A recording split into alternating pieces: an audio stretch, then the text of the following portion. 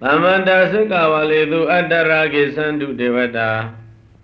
Parama Muni Razada Tunandu Dega Mokadam Tamanda Isa Javala Quimba Wanjima Sukavalidu Sajavala Bondata Tandu Night Devata Navyama Bondu the Adra Ibayidaya Hojaya Tanado Agi Sandu Layaja Golo Muni Razada Munido Bayanshino Myabaya Dega Mogada Nabi Nivan Jugu Pidato Badaman Bayidya Dogo Tunandu Naleja Golo Dhammatavana Galo Ayam Badanda Unamyado Ayam Ishinga Diga Dhammatavana Galo Dayana Bu Ashinga Babedi Namo Dada Bhagavadora Do Dhammatambu Dada Namo Dada Bhagavado Arahado Dhammatambu Dada Namo Dada Bhagavado Arahado Dhammatambuddham Arahado Datonga Yagilida Nijidu Malaki Witnanshinda Muda Babetato Arahado Datonga Yagilida Dihuda Dwenya Binyanego Ajwaya Jamata Pedugo Maguni Makove Barami Bong Hondago Gondopin Kauzwa Aundamu Nainamu Tadamuda Babetato Arahada Badisa Tamo Batandra Sayaga Agudugula Chofia Kodin Totin Shilenda Muda Babetado Arahado Siguya Ayanai Guamuya Nuamuya Zayamuya Dobia Makamu Manamia Dogo Bujina Mamu Piazura Mamu Janzira Mamuda Babetado Arahado Biamana Luka Dinduro Uzowe Ludamwe Manamia Dogole Kanyu Jinga take down Wabita Dom Tama Tambuddha Dengara Wigara Legana Nebandina Usodo Nia Garden de Yamango Saya Mazu Mimi Alulu Goro Rainale the Amunian Pit Mapomia Manganzwa Toden Yedimina Buddha Babita Dom Tama Tambuddha Toga the Mudia Niroda Nemega Mida Lidizago Uzoa by the Mianayui Bones in Bojimia Winigo Mateko do Dizira Muda Babetadom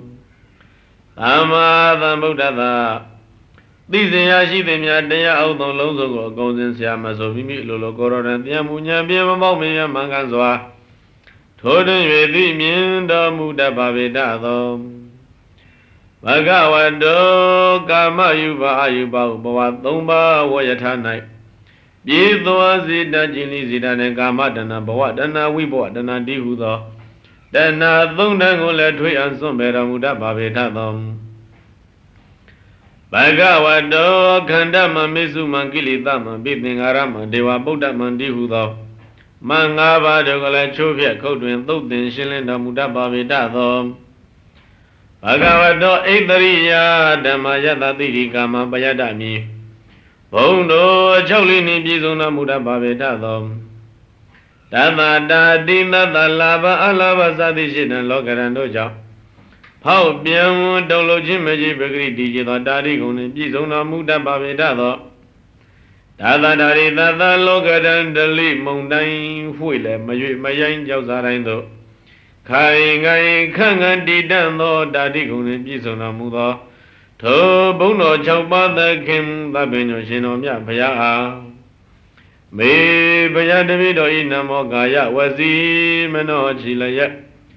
Inzali Nyulayole Omu Yushikoya Jindi Namago no Nalong Tomba Biang Bio Mangola Yoye Kato Mianole Omu Yushikoya Jindi Adu Bawadu Gaunzwa Madu Pibazari Ye Vanda Vanda Sita Didarana Darana Eta Lokandriwa Boma Boma Sadiwa Gunagana Gana Byavada Tabagalam Ede Ayandu Dewa Warakanaka Maye Miru Razi Watando Tando Tando Vaida Muni Wara Wasanam Tadu Megan the Megan Eta Isa Javala Nelago Logan Devasa Javala Davana Lagam Tanda Duragon Yagono Tanda Zeta Ninde Dos in a Lucia Gundo တိတရဏတရဏယရဏသုံးပါးကိုသာကုကိုရာရှိကြကုန်သောသဗ္ဗကလံခါခတ်သိဂုဏကဏကဏပြဝတ္တာဂုံအပေါင်းကိုရယူရည်နဲ့အာဆိုင်ကျူပန်းကြကုန်သောဘုံမာမြင့်နဲ့ဖြစ်ကုန်သောယိဒေဝါစအကျဉ်တတ်တို့သည်၎င်းအဘုံမာမြင့်မတဘာကောင်းငင်တလော၌ဖြစ်ကုန်သောယိဒေဝါစအကျဉ်တတ်မြမတို့သည်၎င်းဝါရကဏကမယင်းမြတ်သောရွှေစင်ဖြင့်ပြည်သောမြေရုရာဇေတောင်မင်းထုတ်ခေါင်မြင့်မို့တောင်း၌ဝါသန္တောနေသောသန္တောသူတော်ကောင်းဖြစ်ကုန်သောယောဒေဝါစအကျဉ်တကြနမိသည်၎င်းအတ္တိရှိကုန်၏ဣတိဒီဝါဒုနတ်မြတ်မတို့သည်သန္တောသဟေတုံနှစ်သက်ဝမ်းမြောက်ခြင်းရန်အကြောင်းဖြစ်သောဧကံကောင်းမြတ်သောမူနိဝရဝဇနံဖယားမြတ်၏စကားတရားတော်ကိုသောတုံနာယူခြင်းကသမက်ကအညီညွတ်အာယံတုလာကြစေကုန်သတည်းသာဝေသူဇက္ကဝါလီသူယကဒေဝါစာပြမနောယံအမေဟိကတံပုံညံသဗ္ဗသံပါတိသတကံသာဝေတံနုမောဒိတဝါသမက္ခသာသနေရတာပါမာဒရဟိတာဟွန်တုအရခာတုဝိသေသတောသာဝေသူအလုံးစုံကုန်သောဇက္ကဝါလီသူစัจ java လာပေါင်းတိုက်တသောတို့နှင့်သဗ္ဗေခတ်သိမ့်ကုန်သောယေကသပိလူတို့သည်၎င်းဒေဝဇာနတ်တို့သည်၎င်းမြမနောဇမြမတို့သည်၎င်းအမေဟိငါတို့သည်သဗ္ဗသံပတ္တိသာရကံအလုံးစုံသောစည်းစိမ်ချမ်းသာကိုပြည့်မြောက်စေတတ်သောယံပုံညာခြင်းမကောင်းမှုကိုယံပုံညာအခြင်းကောင်းမှုကိုကတံပြုအပ်ပြီ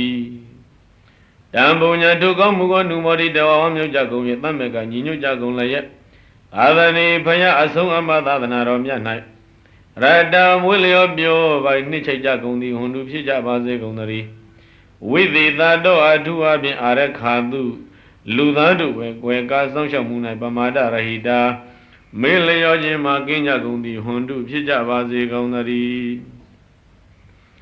သာသနာသသလောကသာဥတိဘဝတုသဗ္ဗရာသာသနံပိသလောကိသဒေဝရခန္တုသဗ္ဗရာ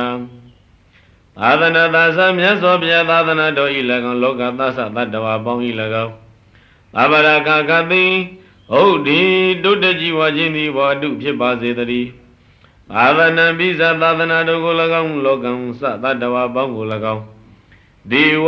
နာအမြတ်တို့သည်သဗ္ဗရာခခသေရခန္တုစောင့်ရှောက်ကြပါစေကုန်သတည်းသတ္တေဟွန်တုဒုက္ခိသဗ္ဗေပရိဝါရိဟိအတ္တနောအနိကသုမနာဟွန်တုသဟသဗ္ဗေဟိညာတိပိ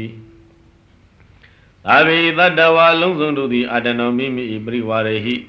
ချွေရန်သင်္မင်းတို့နှင့်တတ္တိတုတကဒုက္ခိချမ်းသာခြင်းရှိကြကုန်သည်ဟွန်တုဖြစ်ကြပါစေကုန်သတည်းသဗ္ဗေဟိအလုံးစုံသောညာတိပိအဆွေမျိုးတို့နှင့်သဟအတုတကအာနိကဆင်းရဲမရှိကြကုန်သည်သူမနာနှစ်သက်ရှင်လန်းစိတ်ချမ်းသာကြကုန်သည်ဟွန်တုဖြစ်ကြပါစေကုန်သတည်းရာဇတောဝသောရတောဝမနုဿတောဝအာမနုဿတောဝဧကိတောဝဥဒကတောဝပိသဇတောဝခန္ဓုကတောဝကန္နကတောဝနေခတတောဝသန္နပတ္တရောဂတောဝအတ္တဓမ္မတောဝအတ္တဒိဋ္ဌိတောဝအတ္တပုရိသတောဝသန္တာဟတ္တိအတ္တမိဂဂောနာဂုကုရာဟိဝိသိကမဏိသဗ္ဗတိပိဧသတရိသသူကရမိန္ဒယခရခတာရိဟိနာနာဘယတောဝနာနာရောဂတောဝနာနာဥပဒဝတောဝရကံကနန္တုရာဇတဝမင်းစုတို့မှ၎င်းသောရတဝခုသူတို့မှ၎င်းမနုဿတောဝလူစုတို့မှ၎င်းအမနုဿတောဝဘီလူနတ်ဆိုတို့မှ၎င်းအဂိတဝဖြစ်မိတို့မှ၎င်းဥဒကတောဝဖြစ်ရည်တို့မှ၎င်းပိသသတောဝမြေပုတ်ဘီလူတို့မှ၎င်းခန္ဓုကတောဝသင်္ဂုတ်ခလုတ်တို့မှ၎င်းကန္နကတောဝဆူးညောက်တို့မှ၎င်းနေခတတောဝမကောင်းသောနေကတို့မှ၎င်းဇနပတ္တရောဂတောဝဇနပုန်နှင့်ဖြစ်သောယောဂဇိုးတို့မှ၎င်းအသဓမ္မတောဝမသူတော်တို့၏အကျင့်တရားတို့မှ၎င်းအသန္တိတောဝမှားသောအယူတို့မှ၎င်းအာသပုရိသတောဝသူယုံမတို့မှ၎င်းဇန္တဟတိအသမိကကောနာကုကုရအဟိဝေစီကမဏိသဗ္ဗတိပိဣသတရေသသူရမိန္ဒယခရကရခတာရိဟိကျမ်းတန်သောဆင်မြင့်သမင်နွားခွေးမွေကင်းမိကောက်မွေစိမ့်သေးဝွန်အောင်ဝက်ကျွဲ့ဘီလူရခရစာရှိသည်တို့မှ၎င်းနာနာဘယတောဝါဘင်းအမျိုးမျိုးတို့မှ၎င်းနာနာရောဂတောဝါယောဂအမျိုးမျိုးတို့မှ၎င်း နာနာဥပါဒဝတောဝအန္တရမျိုးမျိုးတို့မှလည်းကောင်းအာရကံကာကွယ်စောင့်ရှောက်မှုကိုကဏ္ဍတုယူကြစေကုန်သတည်းယာမင်္ဂလံဒွါဒသာဤစိတ်တယိမ့်သူသတ္တေဝကသောတာနံနာတိကိသန္တိထတိသင်္သမင်္ဂလံဒေတိတံဒေဝဒေဝိနာသဗ္ဗပါပဝိနာသနံသဗ္ဗလောကဟိတထာယမင်္ဂလံတံဗနာမဟေဟေဩသူတော်ကောင်းတို့သတ္တေဝကနတ်နှင့်တကွာသောလူတို့သည်ယံမင်္ဂလံခြင်းမင်္ဂလာတရားတော်ကို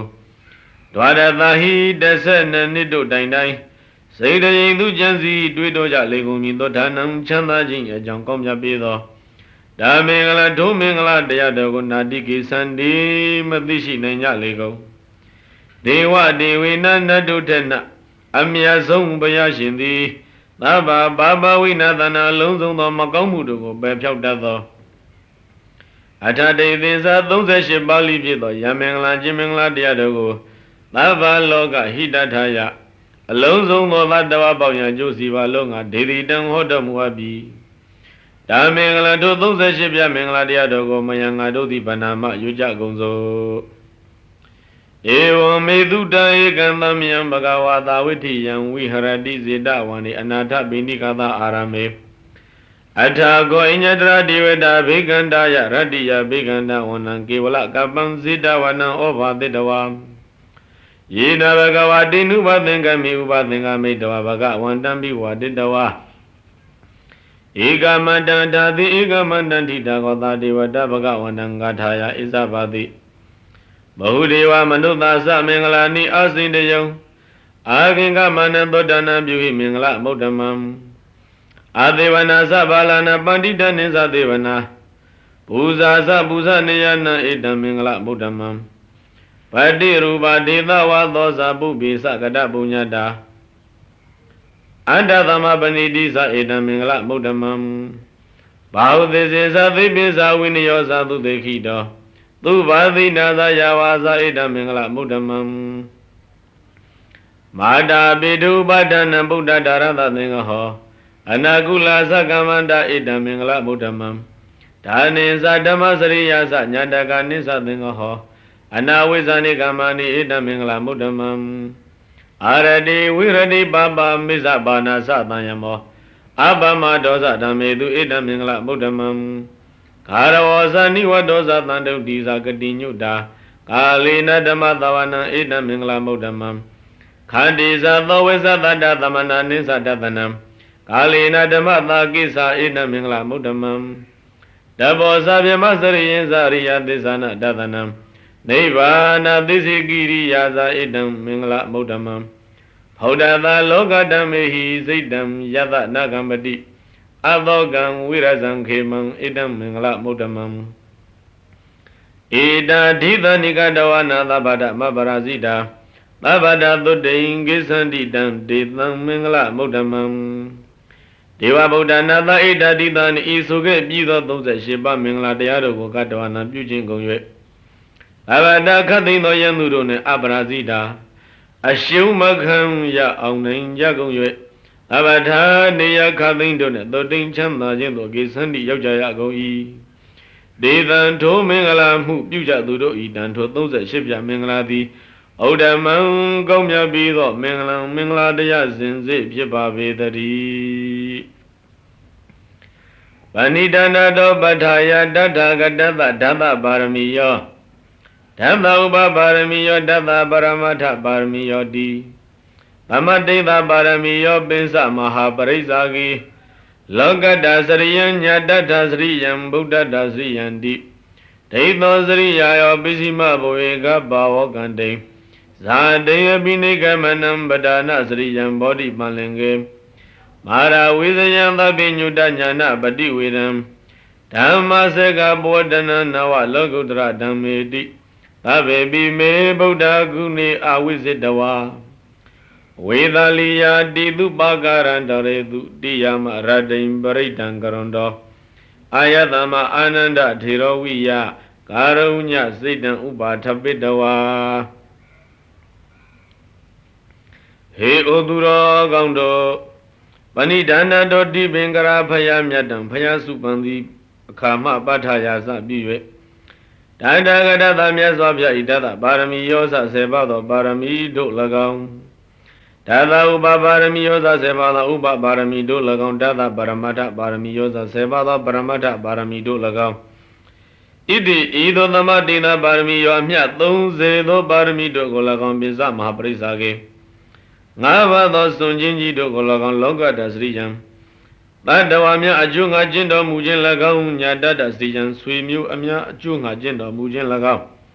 ဗုဒ္ဓတစရိယံဘုရားဖြစ်ရန်အကျိုးငါကျင့်တော်မူခြင်း၎င်းဣတိဤသို့တိတ်သောသုံးပါးကုံသောစရိယာကျင့်တော်ကို၎င်းပိစီမဘဝေဘုရားပြည့်မီနောက်ဆုံးဘဝနှင့်ကဗ္ဗောကံတိမေတော်ဝန္တိသက်ဆိုင်စံဒီတန်ဒီယူတော်မူခြင်းကို၎င်းဇာတိန်ဖွားမြင်တော်မူခြင်းကို၎င်းအဘိနေခမနမြတ်သောတုတ်တွတ်တော်မူခြင်းကို၎င်းပဒါနစရိယံဒုက္ခစရိယကျင့်တော်မူခြင်းကို၎င်းဘောဓိပန်လင်ကေဘောဓိပင်ကျေပလင်ပွေ၌မာရဝိဇယံမငါးပါးအောင်တော်မူခြင်းကို၎င်းသဗ္ဗညုတညာနာပတိဝေရံသဗ္ဗညုတညာကိုတိုးတင်သိမြင်တော်မူခြင်းကို၎င်းဓမ္မစက္ကဘောဓနာဓမ္မစကြာတရားဟောကြားတော်မူခြင်းကို၎င်းနဝကုပါကုံသောလောကုတ္တရာဓမ္မေလောကုတ္တရာတရားတော်တို့ကို၎င်းဣတိဤသို့သာဘေဘယလုံးစုံလီဖြစ်ကုန်သောဣမေဗုဒ္ဓဂုဏေအေမြတ်စွာဘုရား၏ဂုဏ်တော်ကျေးဇူးတော်တို့ကိုအာဝိဇ္ဇတော်ဆင်ခြင်တော်မူ၍ဝေသလိယဝေသလိပိတိတုပါကရံတရေတုတန်တိုင်းသုံးတန်ကြအရတို့၌တိယမရတိညင့်သုံးရန်တို့ကာလပတ်လုံးပရိတံယရဏတုဘိအယံတာကိုကရွန်တော်ပြုတော်မူသောအာယသဗ္ဗအာနန္ဒဒေရဝိယရှင်အာနန္ဒမထေကဲ့သို့ကာရုညစိတ်တံသနသောကရုဏာစိတ်ကိုဥပါထာပိတော်ဖြစ်စေကြကုန်၍ကောတိတတ္တသဟသေသူစက္ကဝါလေသူဒေဝတာယသနံပဋိကနန္တိယင်္စဝေသလိယပုရေရောဂမနုဿတုပိခသံမုတံတိဝိတံဗယံခိဗမန္တရတပေတိပရိဒံတံပနာမဟေကောတိတတ္တသဟသေသူကတိတသိန်းကုသောစက္ကဝါလေသူစัจ java လာတိုက်တို့၌ဒီဝဒနဗြဟ္မာပေါင်းတို့သည်ယတအကျဉ်ယရဏတုပယိတောဤအာနန္ဒကုအာနာအရှင်အဝါကိုပဋိကနန္တိခံယူကြကုန်၏ယံအကျဉ်ယရဏတုပယိတောသည်ဝေသာလိယဝေသာလိမြည်သောပုရိပိ၏ပုရိပိ၌ရောဂမန္တုတဒုဗေကသံမုတံယောဂထူးခြားဘီလူများနှင့်အစာရှားခြင်းကြောင့်ဖြစ်ပေါ်လာသောတိဝိတံသုံးပါးအပြားရှိသောဗယံစဘေးကို၎င်းခိတ်မှန်လင်းမြန်စွာအန္တရဒါပိသည်ကွယ်ပြောက်စေခဲ့ပြီတံပရိဒံတို့ယရဏသုပယိတောကိုမယံငါတို့သည်ဗန္နာမရွတ်ကြကုန်စို့ယာနိတာဗုဒ္ဓနိသမဂတာနိဘုံမာနိဝါယာနိဝါအန္တလိခေသဗ္ဗေဝဗုဒ္ဓသုမနာဘောတုအထောပိတကေသသုဏန္တုပါတိတံဣဒဤအယနှင့်ဘုံမာနိမြေ၌ဖြစ်ကုန်သောယာနိဗုဒ္ဓနိဝါခြင်းနတ်တို့သည်၎င်းအန္တလိခေကောင်းကင်၌ယာနိဗုဒ္ဓနိဝါခြင်းနတ်တို့သည်၎င်းသမဂတာနိစည်းဝေရောက်လာကြကုန်၏သဗ္ဗေဝအလုံးစုံသာလင်ဖြစ်ကုန်သောတေဗုဒ္ဓတို့နတ်အမြတ်တို့သည်သူမာနာနှစ်သက်ရှင်လန်းဝမ်းမြောက်ကြကုန်သည်ဘုံတို့ဖြစ်ကြကုန်လောအထောပိဒုမတပါဠိပါတိတံငါဖယတရားတော်ကိုသက္ကေစအယုသေပြု၍သူနန္တုနာယူကြကုန်လောတသမဟိဗုဒ္ဓနိသမေထသဗ္ဗေမေတံကရောဓမာနုတိယပဇာယဒီဝါစရတောဇာဟရန္တိယေပလိတသမဟိနေရကတအပမတာဗုဒ္ဓနာအမြတ်တို့တသမဟိထို့သောတရားနာယငါဖယတိုက်တွန်းတော်မူခဲ့သည်ဖြစ်ကြောင်းသာလျင်ဒုံမေသင်တို့သည်နိသမေထနတ်စိတ်ကြကုန်လောသာဝေအလုံးစုံကုန်သောဒုံမေသင်တို့သည်မာနုတိယပဇာယလူသားများဘောနှင့်မေတ္တံချစ်မြတ်တို့ခြင်းကိုကရောဓပြုကြကုန်လောရေအချင်းလူတို့သည်ဒီဝါဇာနေအခါ၌၎င်းရတောစညင်အခါ၌၎င်းဗလိန်ပူဇော်ဝေယကိုအရဏိဆောင်ယူပူဇော်ကြကုန်၏တသမဟိထိုးကြောင့်မင်းလျင်နေထိုလူသားတို့ကိုအပမတ္တမမေ့မလျော့ကြကုန်ပဲရေကတာစောင့်ရှောက်ကြကုန်လောယံကေစီဝိတ္တဣဒဝါဟုရံဝါသကေတုဝါယံယတနာပဏိတံနနောသမအဋ္ဌိတထကတေနဣရမိဗုဒ္ဓေယတနာပဏိတံဧဒေနာသစ္စေနသုဝတိဟောတု Idawa ilupine lagao hurawa naga galong sadi bidava nai lagao. Yang kesi along song the waitan ousa yaranadi adishi. Dagi duwa nabi bima bidu nai lagao. Bani dan gong yato yaranadi yaranadi adishi babe eta I yaranado dem. Dada karina myaswa bayane taman dunyi do yaranaga nano ati mashidi dadi. Bode myaswa bayana idambi yarana yarana I apye nidava gonyi dili pani dan tu myala babe I. Edena desa wezena idisa saga jang tuwati hodu tadawa dewe chanda base dari. Kayang wiraga mandam pani dan yedisa ga daja muni damahido. Na dena damina damati gainsi. Idami dami yadana pani dam edena desina tuwati hodu. Tamahido riyame tamadivi dijido sishido mudo. Daja muni dagi nwe bwa myapayadi. Kayang gilida zong kong biao ya pibedo. Wiragang yaga adwe biao bie genshin ya pibedo. Amadang deje meshido pani dam. Mayao yezida gomya lazwado. Yang ajin nipana dataya myaku izaga yado muge bibi. Dina damina tu nipana dataya myane taman tu do kensi desang deku do daya myudi na ati majido bi. Dami nipana yarona idami yarana hu. Dida waya jang gong no bang dili pani dan tumya lava bi. Edena disina idisa saga jang tuwati hodu tatawadu chanda basi dari. Yang Buddha Deto Pariwana Yidu Sain Tamadi Manan Dari Kinya Mahu Tamadi Na Dina Tamo Na Wizadi Irami Dami Yadana Banida Idina Disina Duwadi Hodu Buddha Deto Payamyati Duzen Kilita Ken Alon Tanshin Sinjabitado Yamama Daya Jari Yame Tamadigo Pariwana Yi Anini Topo Chichuro Mugalebi Yamamari Ajariya Methamadi Gobi Anandrika Mimi Achame Ajupitadi Anandrika Tamadi Huyule Ahu Bayasuzu Maino Muja Gombi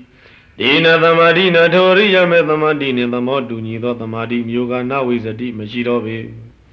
Dami Ariya Metaya Dona Idambi Yarana Yarana Iapit Nide Pue Gong Gono Bangdili Panidan Tumya Lavabe Edena disa wezena idisa saga jang tuwati hodu tatawadu chanda basi dari. Ye bogala dathana badada sattari edani yugani hundi. De dekhi ne ya dukkata tawaka. Ede tu dinani mahabalani. Idami thange yadana panidan edena disina tuwati hodu. Tadam bhaya asashi turu gaundu di. Padada Chimwa Gonoji Bogula Jariya Bogu Dodi Adashi Dodi Hundi Pikoi Idani Doriya Bogu Dodi Sadari Yugani Mefu Nali Ani Dwegong Lizong Dodi Hundi Pikoi Duganda Yaso Bia Tawaka Davi Tawaka Pijagono Iti Bogula Doriya Bogu Dodi Tekini Yakani Aju Myogu Yidan Alugao alumango kan yuro mudeja bego I. Ede doriya bogodo na dainani lu adamya aludana dodi. Mabalani jije pumpyu diya jushi ja bego I. Bangeriya bangarona idami yarana I apit. Nida pwagono dili pani dan tumya lavabe I. Ede na disina idisa saga jang tuwati hodu tatawari chanda basi dari. Yedo Mayuda Manada Dalina Nigami no Goda Madadanami Debadi Badamadan Wigaja Lata Mudani Budi Boza Mana Idami Vange Yadana Manida Edina Disina Duwadi Hodu Ye Ajayana the Genshin Dalina Miemian Didan no Manada Tamadi Nation no Zida Pien Obayuda Lonzo Ajuza Adu Jakuni Pivi Godama Tadana mi Godama Payaji Tadana Rona Negamino Kilida Duma Kinkwa Lumyodo Mujagoi De Doyana the Genshinumia do the Amadam Nebana Dago Wigasha Ayung Yuli They of Jagon Muda Dayuidamya Bisi Magunjayabe Lada Luya Kana Alwebin Yado Mujago နေဗုဒ္ဓေဖလသမပအငိမ့်တအယတကိုဘုရားမာနာခန်းစားကြကုန်လျက်ပါတိပါဒရဟတဘုသောဆက်ရောက်ကြကုန်၏သံဃေယဟန်သံဃာယဟန္တသံဃာတော်၌ဣဒံပိယတနာဣယရဏဤအဖြစ်နှစ်သက်ပဲဂုံကြီးသီပဏိတံထုမြတ်လာပါပေ၏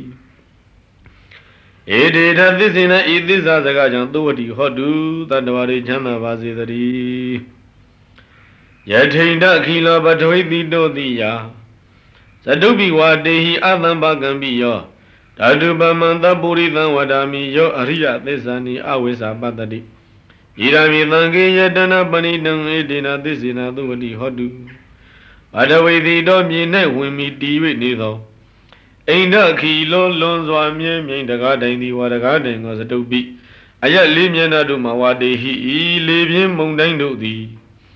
အသံဘကံမိယောမလှရှားစေနိုင်သည်တိယာယတံဖြစ်ကြပြီတကဲ့သို့ယောသပုရိသောအကျဉ်သောတာပန်ပုဂ္ဂိုလ်မြတ်သည်အရိယသစ္စာနှင့်အရိယသစ္စာတို့ကိုအဝိဇ္ဇမဲ့ညာဖြင့်သက်၍ပတ္တိသိမြင်၏တံသပုရိသံတို့သောတာပန်ပုဂ္ဂိုလ်ကိုတထုပမံထိုတကားတန်ကြီးပမာနိုင်ခိုင်းစရာရှိသူဟု၍အာငါဖယသည်ဝဒာမိဟောတော်မူ၏သံဃေသောတာပန်သံဃာတော်၌ဣဒံမိယတနံဤယရဏဤအဖြစ်နှစ်သက်ပဲဂုံကြီးသီလိပဏိတံထုမြတ်လာပါပေ၏ဧဒေနသစ္စေနဤသစ္စာစကားကြောင့်သုဝတိဟောတုတတ္တဝတွေချမ်းသာပါစေတည်းယေရိယသစ္စာနိဝိဘဝယန္တိကံမီရပင်ညေနသုတိတိဒါနိကိဉ္စာပိတေဟွန်တိဘုသံပမတ္တာနတေဘောအထမမတိယန္တိဣရမိသံဃေယတနာပဏိတံဣတိနသစ္စေနသုဝတိဟောတုယေအကျဉ်သတ္တကတုပရမသောတာပန်ပုဂ္ဂိုလ်တို့သည်ဂံဗီရပင်ညေနနနေသောဉာဏ်တော်ရှင်သဗ္ဗညုဘုရားရှင်သည်သုတိတိတံနှင့်ကောင်းစွာဟောကြားတော်မူအပ်ကုန်သောအရိယသစ္စာနိအရိယသစ္စာတရားတို့ကိုဝိဘာဝယံတိကိုတန်တန်တွင်မဉ္ဇဉ်ဖြစ်ပွားထင်ရှားအောင်ပြုတော်မူကြကုန်၏တေထိုသတ္တကတုပရမသောတာပန်ပုဂ္ဂိုလ်တို့သည်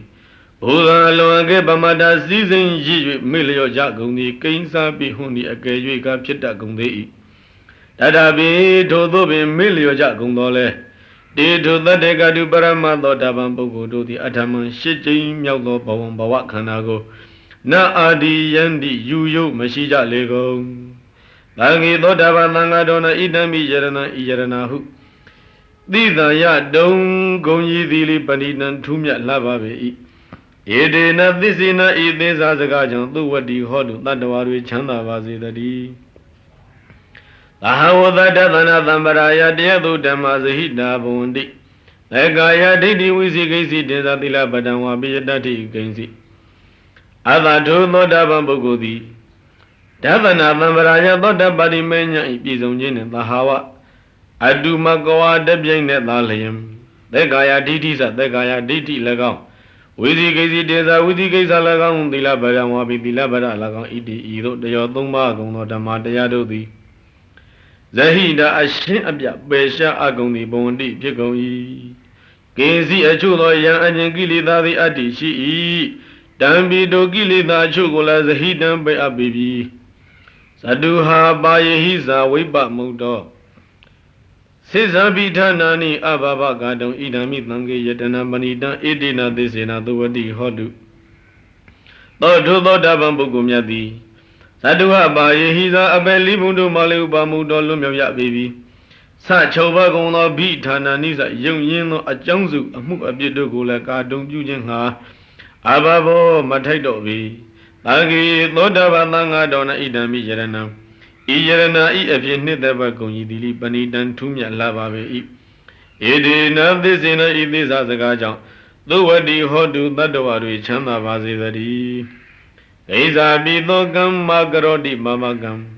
ကာယေနဝါစာဥဒစေတသဝါ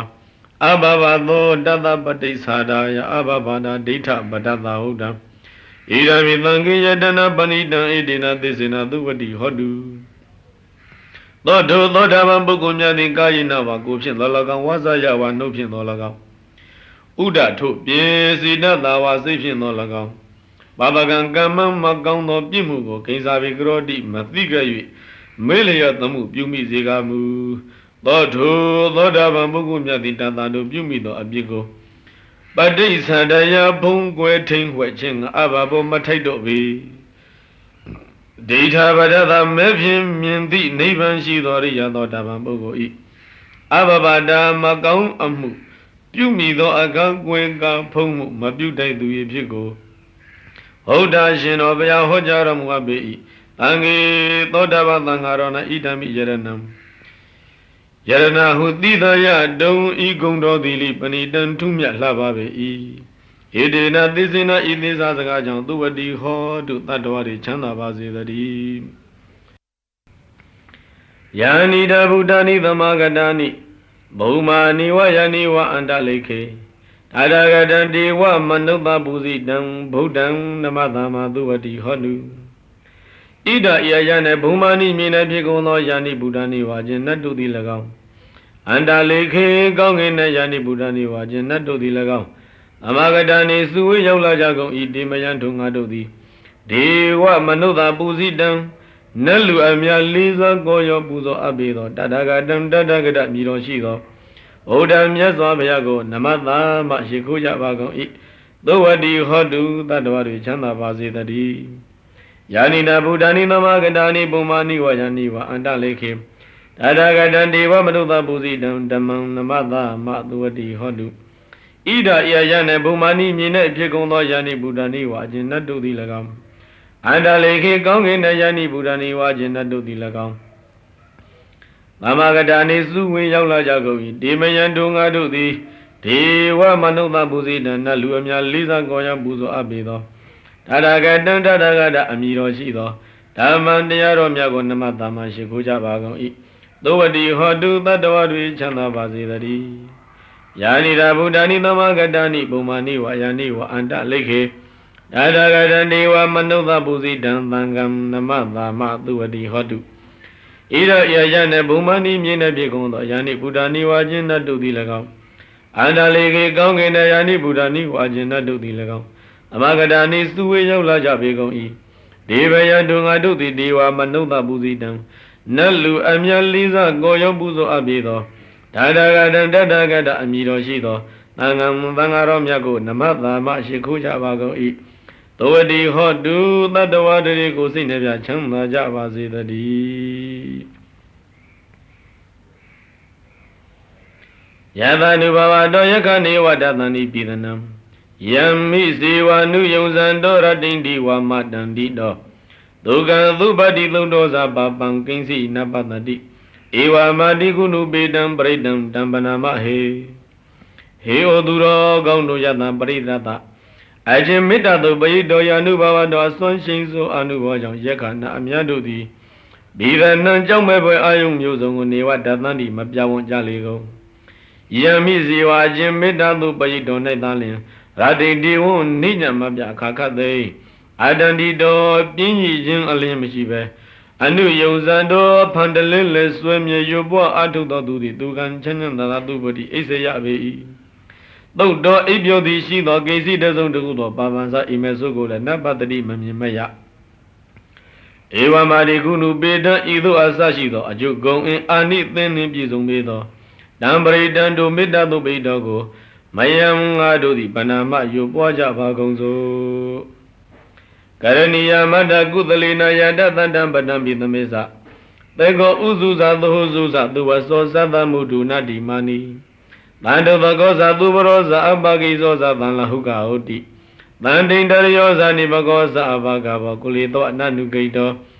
နဇာခုဒ္ဓမာစရိကိဉ္စီယေနဝိညုပရိဥပဝတေယံဒုက္ခိနောဝခိမိနောဒုသဗ္ဗတတ္တဘုံဒုက္ခိတတ္တယေကေစီဘာနာဗုဒ္ဓတိတသဝထာဝရဝနဝသေသာဒီဃဝယေဝမန္တမစ္စည်းမာရသကာနုကအထုလာဒိဋ္ဌဝယေဝအဒိဋ္ဌယေဝဒုတေဝသန္တိအဝိတုရေဘုဒ္ဓဝသံဘဝေတိဝသဗ္ဗတတ္တဘုံဒုက္ခိတတ္တနာပရောပရဏိကုပ္ပေထနာတိမိညေထကတ္တစီနာကံစီဗျာရောသနာပဋိကသိညာနေညာမညာသာဒုက္ခမိစေယမာတာယတဏိယဗုဒ္ဓမာယုတဧကဗုဒ္ဓမနုရခေဧဝံပိသဗ္ဗဗုတေတုမာနတံဘာဝယေအပရိမာဏံမေတ္တေသသဗ္ဗလောကသမိမာနတံဘာဝယေအပရိမာဏံဩ ဩတ္တမဒောဇာတိရိယံဇာအတံပါဒံအဝိရာမတပတံဒိဋ္ဌံဇရဏိသိနောဝတယနောယာဝတတဝိဒမိတောဧတံတတယဒိဋ္ဌယပြမမေတံဝိဟာရမိဒမာဟုဒိဋ္ဌိသာနုပကမ္မတိလာဝတတတိနသံပါနောကာမေသူဝိနိယကေတံနဟိဇာတုကပ္ပတေယပုဏ္ဏရေတိ